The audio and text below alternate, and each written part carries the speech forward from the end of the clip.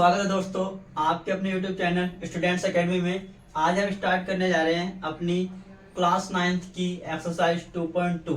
इससे पिछली वीडियो में हमने पढ़ाया कि 2.1 के सारे सवाल कैसे सोल्व होते हैं और उसके अंदर से कौन कौन से इंपॉर्टेंट सवाल हैं ये भी आपको बताया था।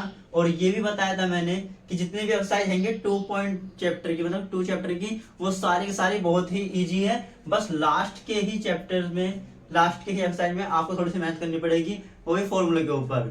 देखिए फॉर्मूले याद कराएंगे प्रैक्टिकल के साथ, तो प्लीज वीडियो के साथ जुड़े रहना और चैनल को सब्सक्राइब कर लेना, जिससे आपको फॉर्मूले को रटने की जरूरत ना पड़े।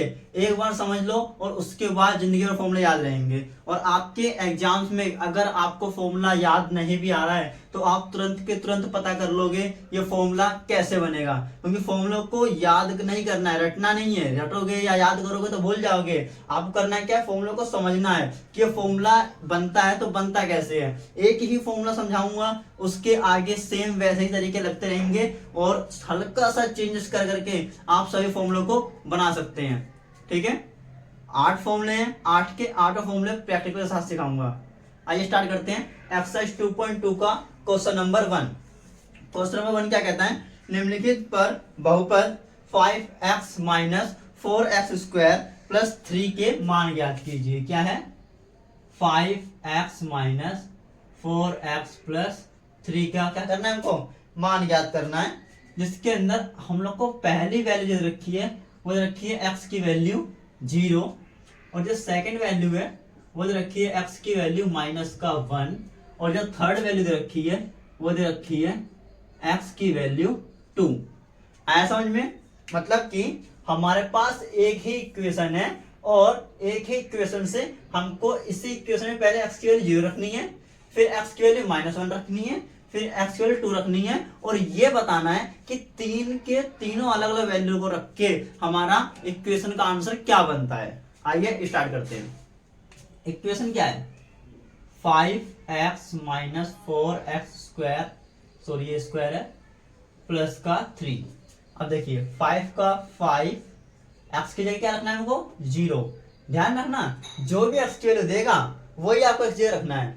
x की वैल्यू चेंज करता रहता है वो, तो आपको भी अपनी x की वैल्यू चेंज करती रहनी है, इक्वेशन हमेशा सेम रहेगी। माइनस का -4, x की जगह 0। अब x के ऊपर स्क्वायर है तो 0 के ऊपर भी स्क्वायर लगाना पड़ेगा। 3 का 3, साइन सेम रखना, कभी साइन चेंज मत करना। मैथ में सबसे बड़ी प्रॉब्लम यही होती है, अगर एक साइन आप चेंज कर देते हैं तो पूरा सवाल का आंसर ही बिगड़ जाता है।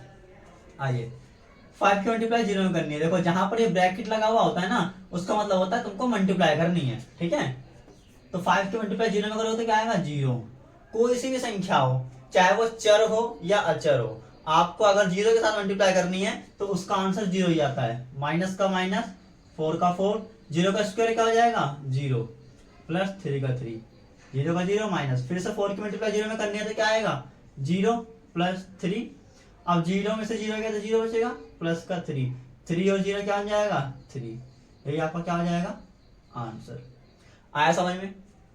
कुछ भी नहीं था। जो ऊपर इक्वेशन दे रखी है उस इक्वेशन के अंदर हमको x की वैल्यू क्या रखनी थी 0 रखनी थी, और 0 रखने के बाद मैंने बता दिया कि आंसर क्या आया भाई 3 आया है। अब क्या करना है, x की वैल्यू क्या रखनी है -1 इसी इक्वेशन में। तो पहले इक्वेशन उतार लो, क्या है 5x minus 4x square plus का 3।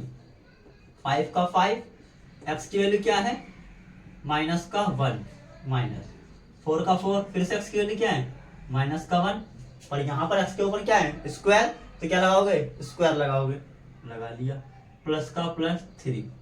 अब देखो 5 बन जा 5, माइनस है तो माइनस का 5, 4, मतलब अब 4 की वैल्यू पहले नहीं करनी, पहले क्या करना है स्क्वायर करना है।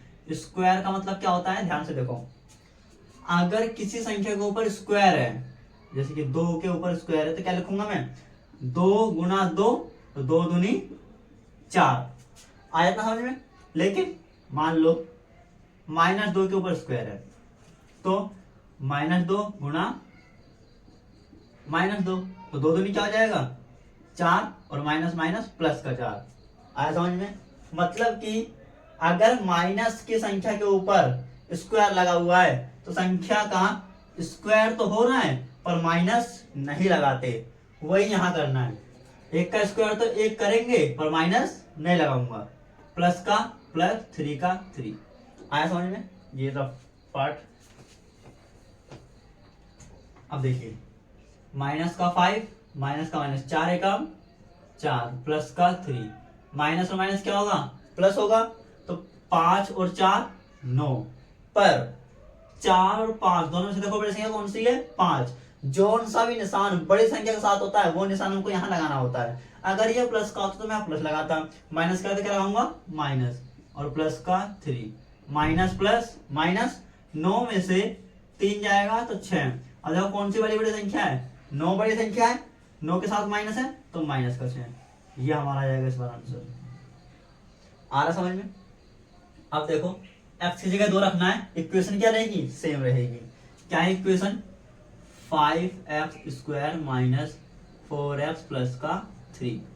ठीक है, रखो x की जगह 2, 5 का 5, सॉरी यहाँ स्क्वायर नहीं है, स्क्वायर इस जगह, x की वैल्यू 2 माइनस 4, फिर x की वैल्यू 2 और 2 के ऊपर स्क्वायर प्लस का 3। आ रहा समझ में। आगे देखो 5 दूनी 10 माइनस 4 का 4, 2 का स्क्वायर क्या होगा 4 प्लस का 3, फिर 10 का 10 माइनस, ब्रैकेट का मतलब क्या होता है मल्टीप्लाई, तो 4 चौक 16 प्लस का 3। अब देखो 10 में से 16 घट रहा है तो 10 में 16 तो घटाएंगे नहीं, तो 16 में से 10 घटा दो, कितना होता है 6, बढ़ 16 माइनस की है तो माइनस का 6 प्लस का 3।